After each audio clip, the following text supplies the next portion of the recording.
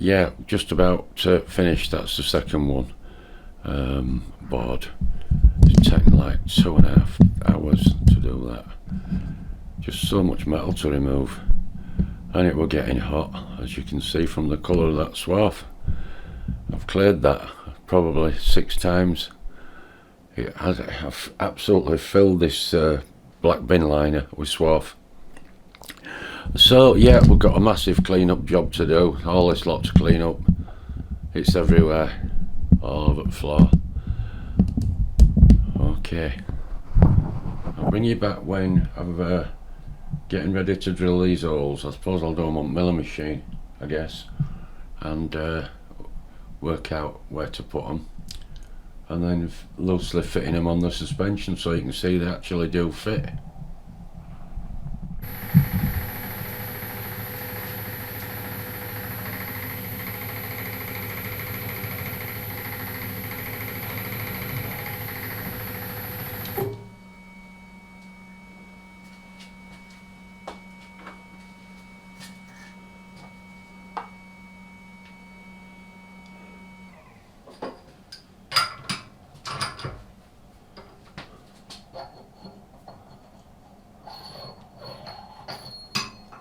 Stop.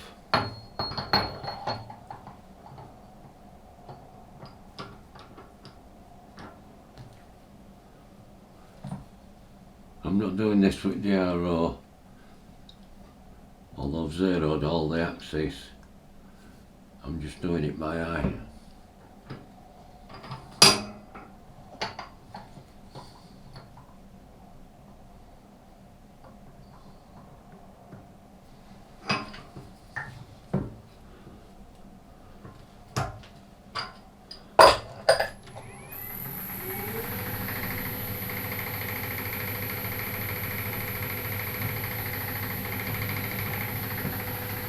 Look the oil.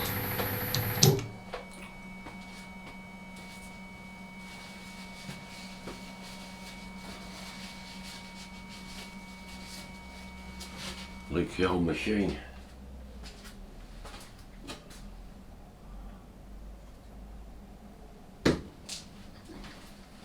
I've chose 5mm grub screws simply because that's all I've got. I think I've got some 6s, but they're quite long.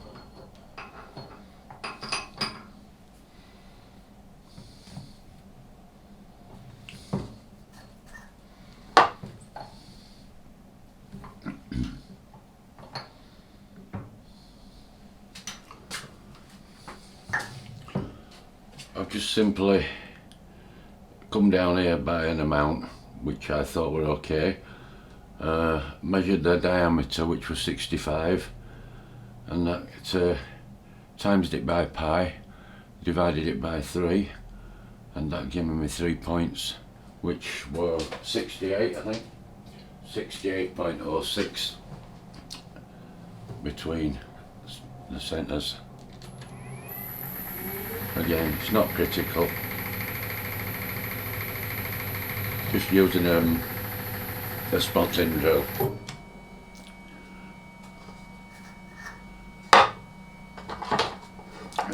This spotting drill I'm using, oil everywhere. I've used it for a while. This spotting drill that I'm using, if you go to electrical wholesalers, you can buy, get this off. This basically, let's see if I can show you, comes to a sharp point in the centre, just as a proper spotting drill does. Proper spotting drill's quite expensive. They're not. And if I show you that, you might know what it is. Again, see that? It's the pilot drill out of a Starrett cutter, hole saw. Any wholesalers will sell them. You can probably get them at B&Q, but the drills, the self-spare drills, I don't know how much they are, but they're not expensive. These are from when I had my electrical business, but they're great for spotting drills because they come to a sharp point. Most people use centre drills, don't they? But I try when I can to use proper spotting drill.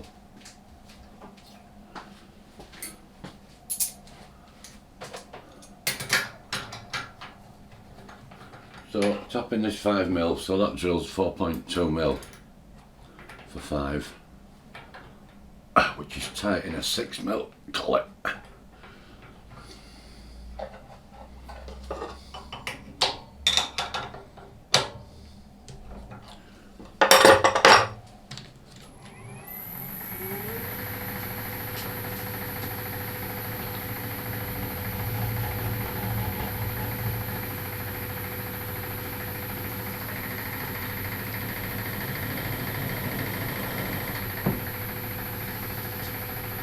Let's be kind to our drills, eh?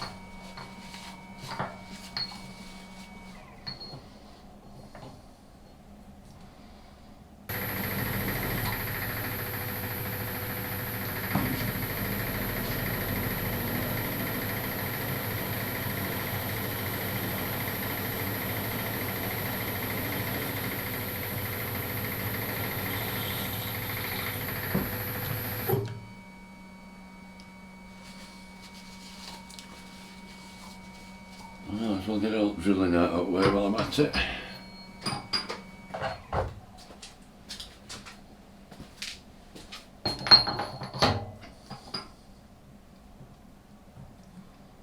I probably don't need the spotting drill, to be honest.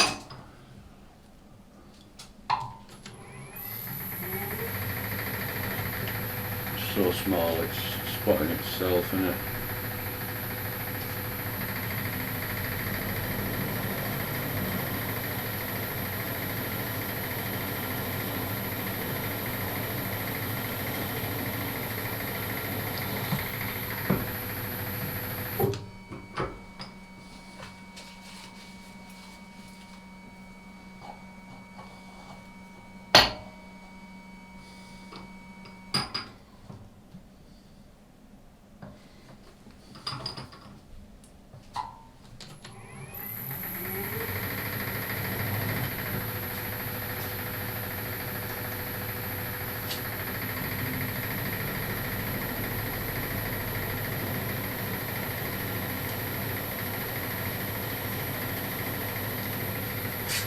This is still one of the drills out of that tap and drill set that I got from Parkside.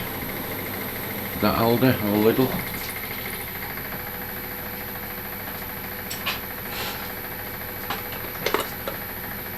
£9.99, been brilliant.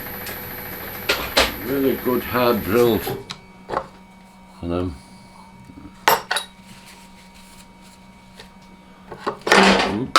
drop my brush.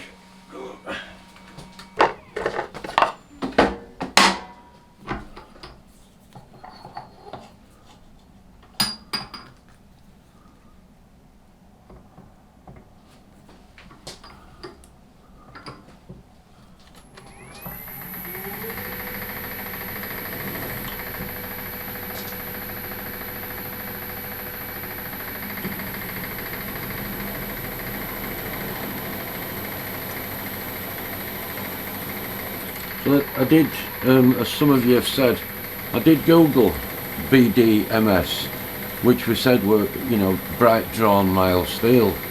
And the end of it, the first description said EN1A, which is not good for welding, but very good for machining. And then there was another one I saw, and it said it were EN3A, which slightly confused me. So I don't know what it is. It's either EM1 or L. We've done them all three done. So bob that back through there, tighten that back up, and that's ready for tapping. Okay, I'll come back when we're ready for doing that.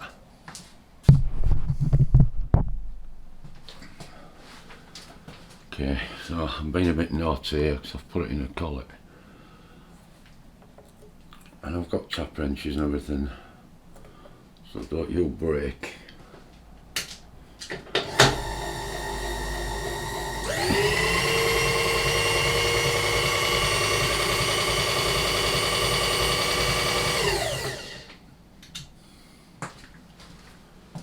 Still in picture? Yeah.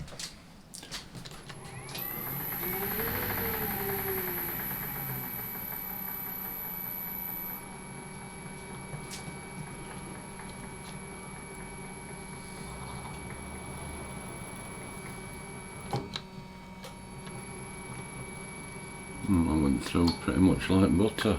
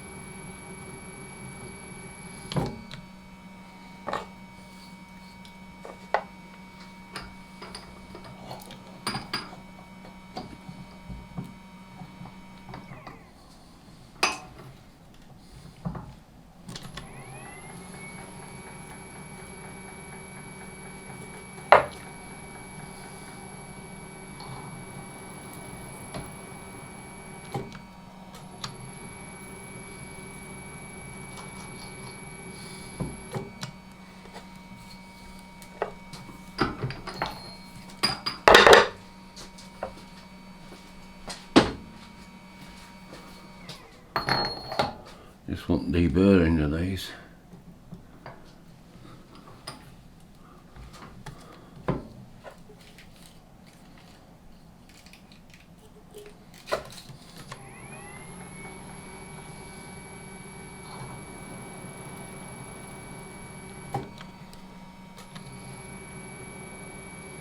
This is a number 2 tap.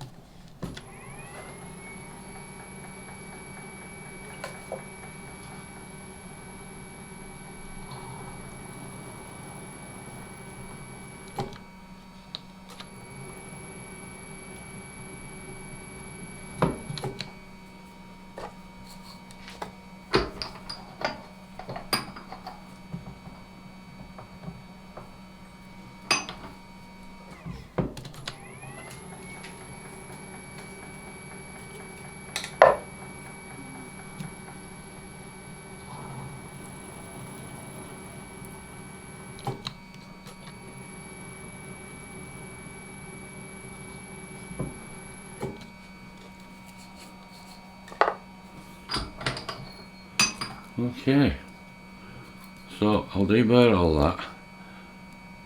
I'll show you little grub screws. They really are dinky, stainless. I think a friend gave me some.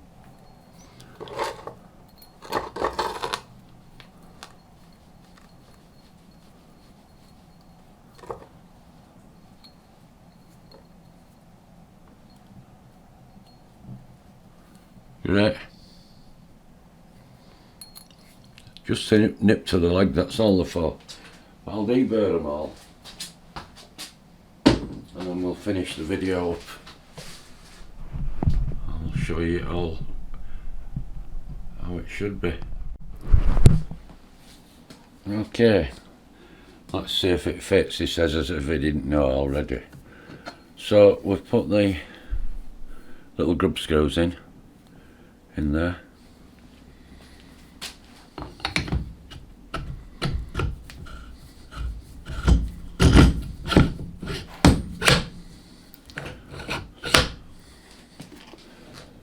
and the idea is just simply nip them up, which I won't tighten them because I don't want to dig into the leg. But basically that's the idea, there's no point in tightening them so that when you jack the car up they don't fall off.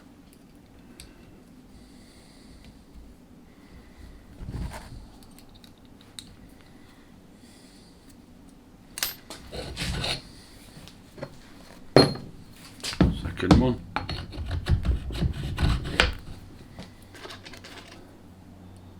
A good snug fit so they shouldn't rattle or anything.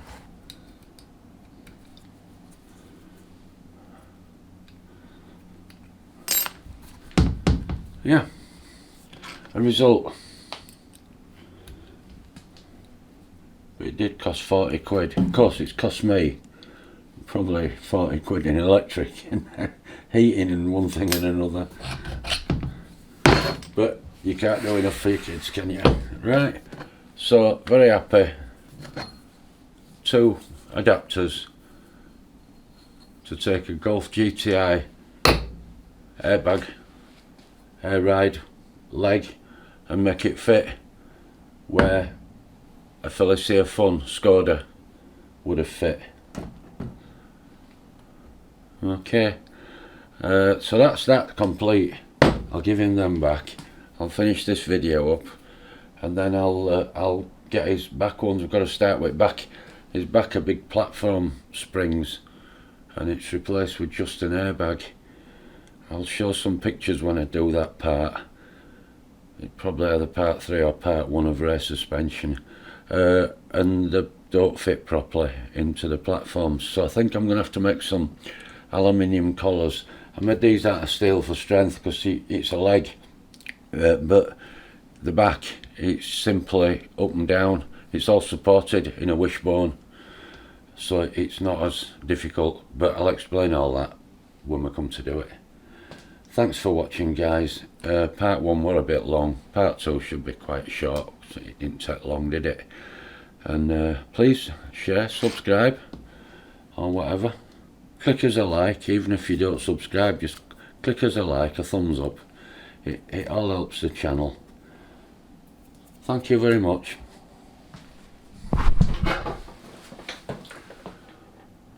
Okay, so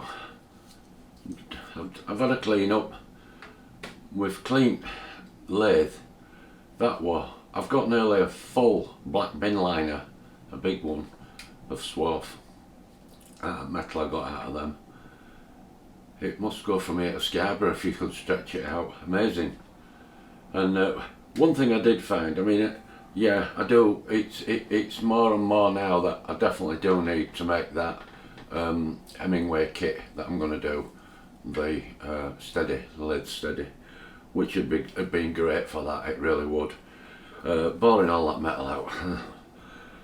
Very tedious. Took ages to do. But it's done, and I'm sure he'll be pleased with them. And I say we're going to start on back ones next. So yeah, nothing really more to say other than it was a half interesting project. Nothing complicated like building a steam engine or anything, but you never know one day. If I did build an engine, it wouldn't be a steam engine. I do like steam engines, and my mate Randy, I mean, he made loads. Up to quarter scale, Forden, steam wagon. He did some lovely stuff, but steam, I love to watch them and I love to see them and I love to hear them steaming and chut, you know. But I'm a petrol head, a diesel head, I guess. I'd love to make like a V-twin like Andrew Whale's making. You know, learning and turning with Andrew Whale. He's building that. Is it an Oglot V-twin? But it's a lovely thing. I mean, cylinders are like that. It's going to be sort of like that when it's done. Beautiful V-twin thing it was doing. And I mean, gears in it and cams, and it's so intricate what he's had to do. He's even made the oil pump. I just hope, Andrew, that works for you, because I remember oil pumps in BSA's. Triumphs, they were plungers, 2 unequal plungers that went backwards and forwards in a bore. And that's how they work, pulling oil, pushing it. The BSA were a round thing, it were about that round. I remember having them in bits, steel plate on. You take the plate off and there were a pair of gears in there, whether 2 or 3, I think there were 2 gears in there going round, and if there were more than a certain amount of a thousandth of an inch, or so many thousandths of an inch of play between their gears and their housing, they won't pump oil. They used to sort of cavitate and they just won't pump oil. What this has got to do with suspension, bugger all, but anyway, what I'm saying is I'd love to do a V-twin, but a V-twin like Andrew Wales doing, it's got oil pump, it'll be a proper sump and it'll have oil in it and it'll run. Whereas the other one, the little ones there, is just open crank. You can't run them for long because they'll bugger up. I don't know whether they've got proper piston rings or just nitrile things in them, I don't know. Okay guys, consider subscribing, there'll be all sorts coming, and then when this eventually turns up, this Hemingway's kit, I'll be doing it won't be an 8-part like I did with the, I've already said this, and with the knurling tool, but I'll make it shorter.